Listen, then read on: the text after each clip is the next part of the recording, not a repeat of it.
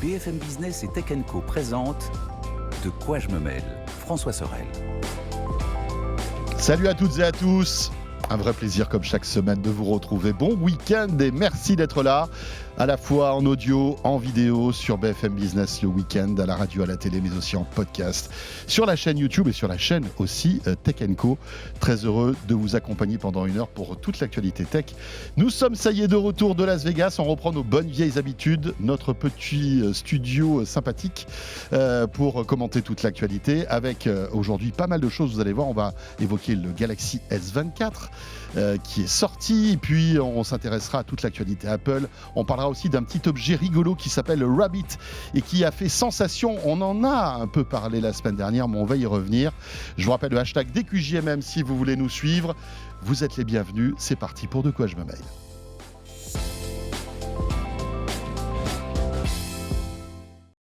Et avec un club de la presse IT high level cette semaine. Encore une fois, là, franchement, du beau monde. Mélinda Davansoulas qui est avec nous. Salut Mélinda. Hello François, bonjour messieurs. On ne se quitte plus. Non, Voilà. mais c'est beaucoup plus calme ici.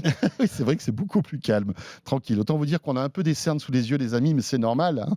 Et on encaisse tranquillement les 9 heures de décalage, les petits virus dans l'avion, au salon. Enfin voilà, on vous fait vivre voilà, notre vie de journaliste qui crapahute un peu partout. Anthony Morel est avec nous aussi. Salut Anthony. Salut François, salut à tous. Ça va? Ça va. Du CES au morning. Écoute, tout oui, se passe bien. ouais, je sais plus dans quel sens je suis là, très clairement. Non, mais la réalité, c'est que si tu reviens du CES sans avoir une bonne crève, c'est pas un bon CES. Ouais, mais voilà, exactement. C'est que tu n'as pas arpenté les allées du salon comme il se doit. C'est sûr. Lui, il est en pleine forme. C'est Olivier Frigara. Salut Olivier. Salut les amis. Ça va bien? Olivier, très bien, très heureux de te retrouver Olivier, auteur du podcast On refait le Mac, entre autres, que vous retrouvez régulièrement sur toutes les plateformes. Alors, ce que je vous propose, c'est qu'on commence par l'actualité du moment, c'est le Galaxy S24. Ça y est, il a été annoncé. Alors, pour être tout à fait transparent, nous enregistrons cette émission avant l'annonce officielle du Galaxy S24. Mais, comme nous sommes très gentils et qu'on est pistonnés, on a toutes les infos avant. Mais on n'est pas à l'abri, en fait, à partir du moment où Samsung dégaine son impact, eh bien de passer à côté d'une ou deux nouveautés. On parle beaucoup d'une bague connectée, on parle beaucoup aussi d'un masque de réalité virtuelle. Peut-être que, voilà, tout ça pourrait être annoncé. Mais là, on va se focuser sur le Galaxy S24. Et s'il y a autre chose à nous mettre sous la dent, on en parlera bien sûr la semaine prochaine. Mélinda, tu as été briefée donc, concernant ce Galaxy S24. Je les ai vus. Elle les a vus au CES, pour tout vous dire. Voilà, en marge du CES, exactement. On va être complètement transparent. Je fais partie des privilégiés qui ont pu les voir avant leur annonce officielle. Alors, l'avantage avec Samsung, c'est que l'officialisation, en fait, c'est l'officialisation des rumeurs. Oui. C'est comme ça tous les années. On a l'impression que c'est une espèce de rituel, c'est-à-dire qu'on sait déjà tout et on attend quand même le unpack pour être sûr que tout était vrai. Mais en général, tout est vrai. Donc, je vous confirme, tout était vrai, quasiment.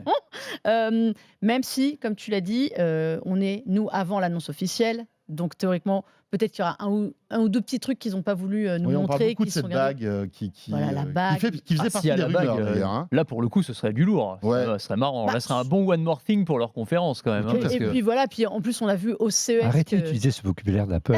C'est scandaleux. Ils ont même jusqu'à copier la keynote. C'est un hommage. C'est déjà un hommage. On n'a pas fini d'en parler. Ouais. Mais en effet, on a vu, nous, au CES, qu'il y avait beaucoup de marques parfois complètement inconnues, qui sortaient leurs bagues. En général, quand il y a beaucoup de bagues connectées qui débarquent, alors que ça fait des années qu'on en parle, c'est vrai qu'on n'est pas à l'abri qu'ils nous la présentent, mais ça, pour le coup, c'est une vraie surprise, je n'ai pas vu. Alors tout ça, excuse-moi, mais avant d'attaquer les annonces officielles de ce Galaxy S24, tout ça est dans un contexte assez étonnant. Il faut savoir que Samsung a perdu sa première place de vendeur de smartphones dans le monde. Tout un symbole. Et c'est Apple qui a repris le lead. Donc, en volume, il faut préciser, parce que c'est ça qui est hyper intéressant. C'est-à-dire que malgré le fait que les iPhones coûtent évidemment en moyenne beaucoup plus cher que n'importe quel autre fabricant, parce que Samsung, il y a les téléphones haut de gamme, mais il y a tous les autres. Et il y en a moins surtout, c'est ça. Il y en a moins. Apple, il y a moins d'entrées que chez Samsung. Et donc en nombre d'unités, aujourd'hui, Apple vend plus que n'importe quel autre fabricant au monde. C'est vrai que c'est une performance assez dingue. C'est 234 millions d'iPhones écoulés selon IDC. Combien, pardon? 234. Moi, j'ai noté 234,6. Quand ça, en 2023 En 2023 sur l'année. Wow. Il faut quand même savoir contre 226 pour Samsung. Voilà, que Samsung a une série Galaxy A déjà énorme énorme oui, et qui était son cœur de vente. Le A54, c'est quand même le cœur de vente. C'est quoi? C'est moins de $300 Alors, aujourd'hui? on est aujourd'hui sur la gamme Galaxy A, on est plutôt entre, allez, on va dire 200 et 600, 700. Le Galaxy A54, il commence à chiffrer. Alors que le ticket d'entrée chez Apple, c'est quoi? C'est 500, 600 € aujourd'hui avec l'iPhone SE? Pour le SE, on est autour de un peu moins de 500, au 529, je crois qu'on est. Ouais. Mais surtout, on sait que les iPhones coûtent très cher. Ah Puis, oui. surtout, il y a moins d'unités. Quand on prend Xiaomi, on prend Samsung, c'est des gens qui ont une gamme dans laquelle on se perd au bout d'un moment, tellement il y a d'entrées. Rien qu'on va parler des S24. Là, l'année dernière, les S24, il y en avait 3. Ils rajoutent le S23 FE. Ils déclinent de A10, enfin A14 à tu sens 74. qu'ils étirent en fait au maximum Ils veulent et créer l'actualité en fait. Voilà, et puis ils veulent être tout au long sur de l'année. toutes les gammes tarifaires. Apple se concentre sur le très haut de gamme et le SE qui est là, mais qui est quand même une entrée de gamme à 500, comme l'a dit Olivier. Vieillissante en plus. Complètement vieillissante, avec un design rétro. Et encore une fois, voilà, Apple casse l'ambiance. Samsung n'a même pas annoncé encore son Galaxy S24. Et bing, tiens, prends-toi ça derrière la nuque. C'est ça. Je deviens le premier vendeur de smartphones au monde. Surtout, en plus, Samsung qui a essayé de se démarquer. C'est-à-dire que maintenant, ils font leur présentation en janvier. Souvenez-vous, à l'époque, c'était pendant le Mobile World Congress, donc plutôt vers février-mars. Puis juste avant, donc début février. Maintenant, on est carrément mi-janvier pour la présentation. C'est les premiers à dégainer. Et en effet, peut-être qu'ils avaient écho de ces ventes-là, enfin des chiffres qui allaient être publiés, et en se disant, il faut qu'on dégaine les premiers. On sait que le Pixel, le Google Pixel 8 Pro sorti fin 2023, leur a mis un coup. C'est vrai? Il a cartonné? En fait, en chiffres, il est en dessous encore, parce que Pixel, même si ça commence à très bien se vendre, ils sont en dessous en termes de vente, en termes de volume. Mais au niveau notoriété, en fait, il se passe quelque chose dans le milieu de la téléphonie qui fait que Samsung devait... Google est en train d'acquérir ses lettres de noblesse dans le smartphone. On en a énormément parlé parce que c'était le premier smartphone dopé à l'intelligence artificielle. Et puis au-delà de ça, c'est un excellent smartphone. Ouais, c'est des très très bons téléphones. Voilà, mais ils ont fait un très gros coup marketing parce que c'était vraiment le premier téléphone de l'ère IA. En gros, ils l'ont vendu, ils l'ont marketé comme ça. Et Samsung s'est bien réagir. On va en parler. Le S24, alors on reprochait à Samsung d'aller beaucoup piocher, s'inspirer. Même en étant novateur, je ne dis pas que Samsung n'innove pas, mais d'aller s'inspirer niveau design du côté de l'iPhone. Le S24, honnêtement, c'est un iPhone. Il y a juste, si on le retourne, on voit qu'il y a les 3 capteurs verticaux alignés. Mais sinon, dans le design en main et le feeling en main, c'est un iPhone. Avec du titane en plus. Il est un peu plus arrondi. Le titane n'est que pour le S24 Ultra. Je vois les images. Ouais, il est un petit peu, mais on voit que l'inspiration, clairement, elle est sur l'iPhone. Moins carré que les années précédentes. Voilà, le S24, lui, est un petit peu plus rectangulaire. C'est un héritier du Galaxy Note avant. Mais en revanche, dans la philosophie, c'est complètement du Pixel 8 Pro.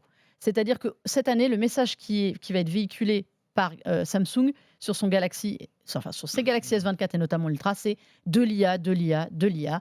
Le reste, c'est le S23. Soyons honnêtes, c'est le S23. On a un peu affiné les bords pour dire on a fait un peu de changement. Mais le design, c'est le S23. C'est le design aussi qui est en train de toucher la gamme Galaxy A. Donc, il garde ce design assez droit, bord droit, les 3 capteurs photo alignés. Mais derrière, c'est de l'IA, gogo. Et est-ce qu'il y a des killer apps? Parce que c'est ça, l'IA, moi, cet argument marketing que tous les fabricants de smartphones vont nous sortir. Un peu à saturer là-dessus. Parce que si c'est juste pour changer la tête d'Apple aujourd'hui, on fait un selfie tous ensemble et puis je change ma tête contre celle de Melinda ou contre celle d'Olivier, c'est rigolo 2 minutes, mais moi, c'est pas ça qui va me faire acheter. Après, voilà, on voit, on fait dans tous les sens, il n'y a pas de souci, mais en tout cas, je suis pas sûr que ce soit un vrai argument de vente au-delà du côté gadget. Donc, est-ce qu'il y a des trucs qui vraiment, là, en termes d'IA, changent le... Je vais te dire ce que j'ai trouvé intéressant, c'est qu'en effet, quand on a suivi l'actualité de Google et des avancées du Pixel 8, et en plus de Google, même Pixel, je vais dire, sur la retouche photo, on va voir la même chose. On peut faire de la retouche photo, de la reconstruction, redimensionner. Il y a la gomme magique comme sur le Pixel 8 au niveau de l'IA, alors qui s'appelle Galaxy AI, parce que pour montrer qu'elle est maison, elle a été complètement faite avec Google. De toute façon, ils le disent, elle est conçue en partenariat. Donc, on comprend tout à fait avec qui. Les fonctions sont celles des pixels. Donc, retouche photo, amélioration sur les usages. En fait, ce que je trouve bien, c'est qu'elle est pensée pratique. C'est-à-dire qu'il n'y a pas d'effet gadget comme on a eu, tu dis, sur le Pixel. Honnêtement, la fonction au fait des photos de groupe où on peut mettre la meilleure tête de chacun, on l'a tous fait une fois ou deux. Et au bout d'un moment, on oublie. Là, elle est vachement plus pensée pratique sur l'usage photo. Donc, il y aura plein de choses. Il y a un truc que je n'ai pas vu chez Google, mais qui arrivera peut-être, qui est justement l'effet de reflet sur les vitres qu'on peut gommer. C'est pas mal. Alors ça, j'ai trouvé ça génial. C'est pas mal. Ça, je trouve que c'est super bien. Reste à voir en pratique vraiment, parce qu'on n'a pas fait beaucoup de photos au moment des tests. En revanche, traduction en temps réel, et vraiment en temps réel. C'est-à-dire que j'ai essayé, par exemple, vous êtes dans un pays étranger, vous devez appeler pour réserver un restaurant. Ouais. Vous spécifiez que la personne que vous allez appeler parle en espagnol et que vous êtes en français. Et en gros, ça va faire la traduction. C'est-à-dire que la personne vous parle. Donc je suis au téléphone, c'est un appel normal. C'est un appel normal, sauf qu'il y a cette espèce de latence, évidemment, de traduction. Donc moi, j'avais quelqu'un en espagnol qui me parlait. Ça me donnait une traduction en française. Alors, honnêtement, qui est encore un petit peu approximatif, c'était beaucoup plus fidèle en anglais, mais ça a le mérite d'exister. Où on me traduit avec un léger décalage d'une seconde et demie, ce que dit la personne.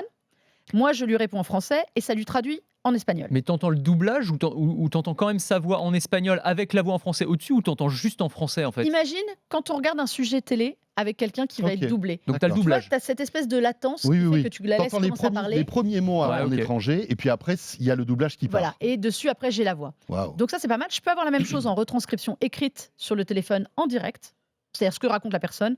Je l'ai. Alors c'est pareil, vous regarderez sur le site, on va vous mettre une belle vidéo sur la traduction qui est parfois un peu approximative, mais on comprend l'idée. L'essentiel, c'est qu'on puisse comprendre le sens. C'est ça. Ça, c'est pas mal. J'imagine que ça va progresser. Évidemment, c'est de l'IA.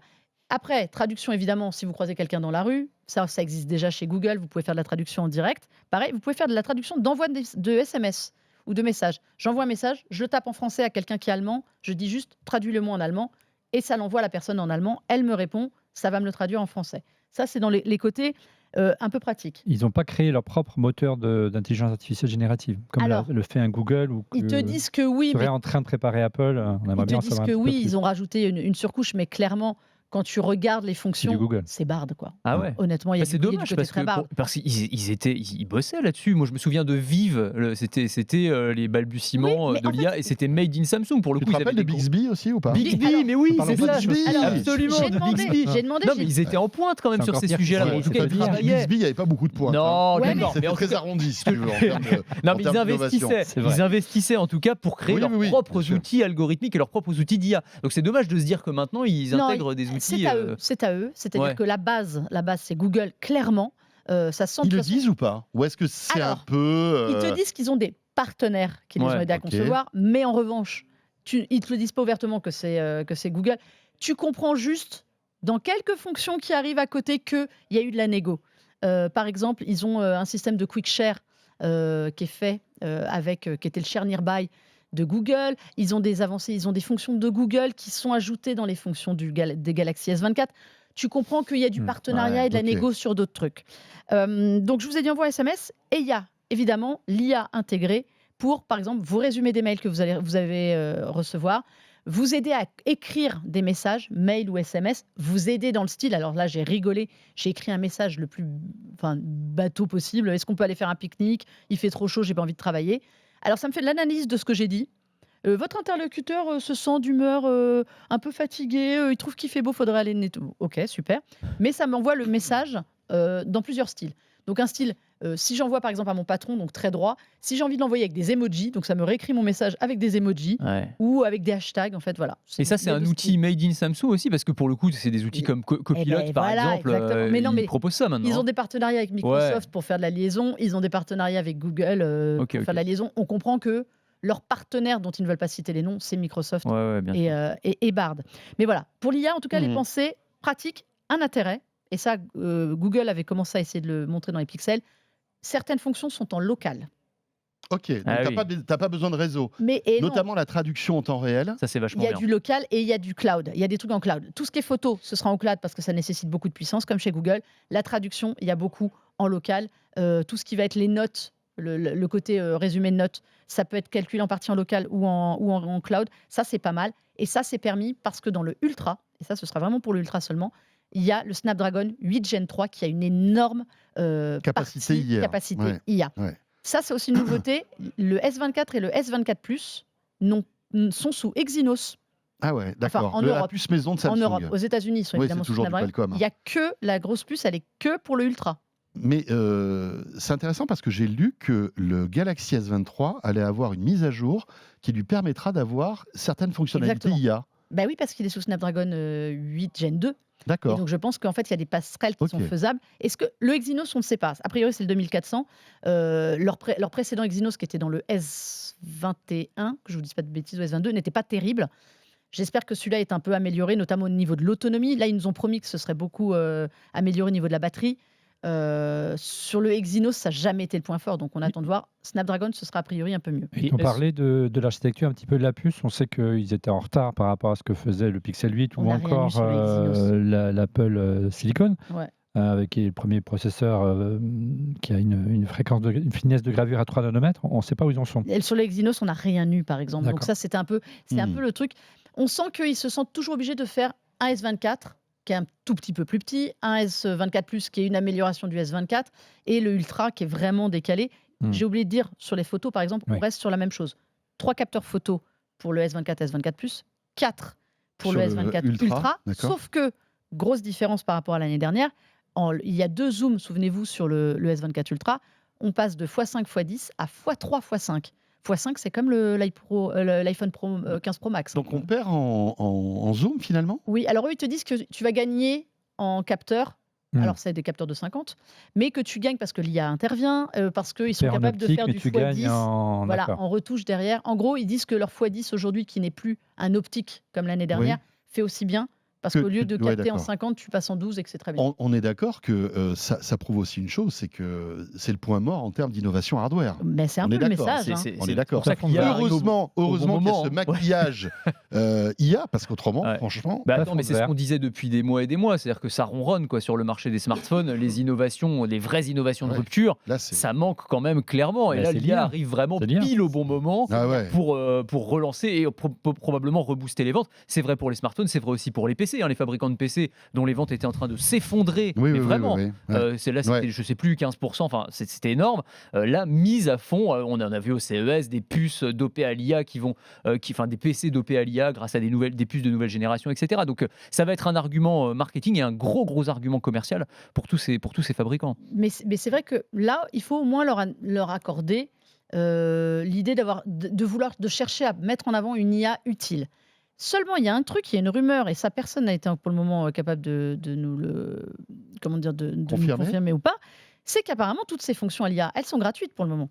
Mais elles ne dureraient pas longtemps. Non, c'est pas vrai. Il y a une rumeur qui veut que, en gros, passé 2025, tout deviendrait payant. Avec un abonnement.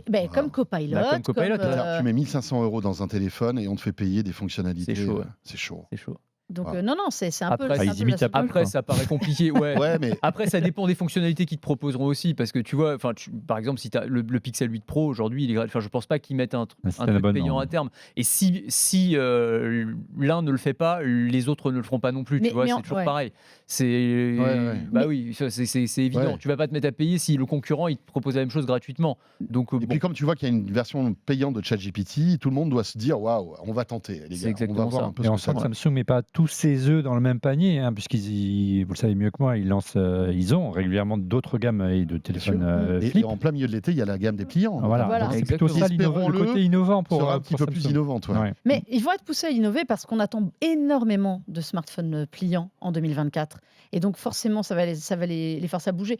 Mine de rien, ils ont déjà bougé sur l'écran en façade parce que Motorola, on peut dire ce qu'on veut du Razr, mais le Razr 40 Ultra arrive avec un écran beaucoup en façade, donc replié, beaucoup plus intéressant à utiliser parce que beaucoup plus grand. Ils ont augmenté. Là, clairement, ils ont la pression de Google et du Pixel 8 alors Pro. Tu as vu le Honor là, le Honor Fold, incroyable. Le Magic V2 est magnifique. Est d'une finesse. Il est mais il enterre Samsung, mais c'est incroyable. Mais voilà, et en fait, ils ont une concurrence qui arrive sur la partie où ils étaient les plus innovants. Donc maintenant, les Galaxy S24, qui sont quand même ceux qui se vendent le mieux dans le haut de gamme chez eux, il faut y aller, parce que là, on a les mêmes que le S23 avec de l'IA. Il y avait une autre rumeur qui voulait que les S24 aient 7 années de mise à jour logicielle et de correctifs de sécurité, de mise à jour Android, etc. Ce qui était un vrai... Comme le Pixel. Comme le Pixel, on y va. Donc a priori, on y va. Aussi accessoirement. iPhone, c'est 6 ans, je crois. C'est ça en fait, l'iPhone ne donne jamais... de date. C'est parce qu'on s'aperçoit qu'au bout de 6 ans, il est obsolète. Ils ne sont plus mis à jour. Mais ce qui est déjà énorme. Par contre, on attend de voir 7 ans parce qu'il faudra quand même voir. Pour le moment, ils peuvent faire les annonces. 7 ans, c'est long. C'est long, 7 ans de mise à jour. Ça veut dire que ça peut les obliger. Mais s'il y a bien quelque chose à saluer de la part de Samsung, c'est vrai, tu confirmes cette mise à jour de 7 ans ? Alors, je ne confirme pas parce qu'ils l'ont laissé entendre qu'il y aurait, en gros, ils s'aligneraient sur ce qui se fait le mieux sur le marché. Ça irait dans le sens de l'histoire. Le mieux sur le marché, c'est Google. Donc, c'est 7 ans.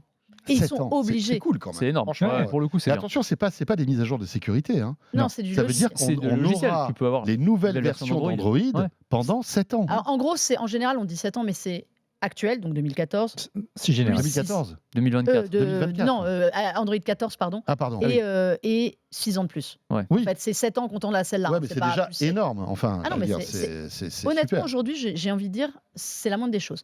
Mais c'est aussi symbolique du fait que les puces. Parce qu'en fait, c'est pas juste. On ne vous donne pas plus de mises à jour parce qu'ils n'ont pas envie. C'est souvent que les processeurs ne sont pas aptes à suivre d'autres mises à jour. Et puis il y a pas assez de mémoire vive aussi. Voilà.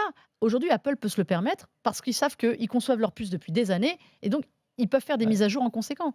Quand on prend Snapdragon 8 Gen 1, 2, 3, on sait qu'il y a là une base commune qui permet de se dire qu'à 4, 5, 6, ça s'appellera peut-être autrement d'ici là, mais il y aura toujours un socle suffisant pour certaines mises à jour. Bon, voilà ce qu'on pouvait dire concernant le Galaxy S24.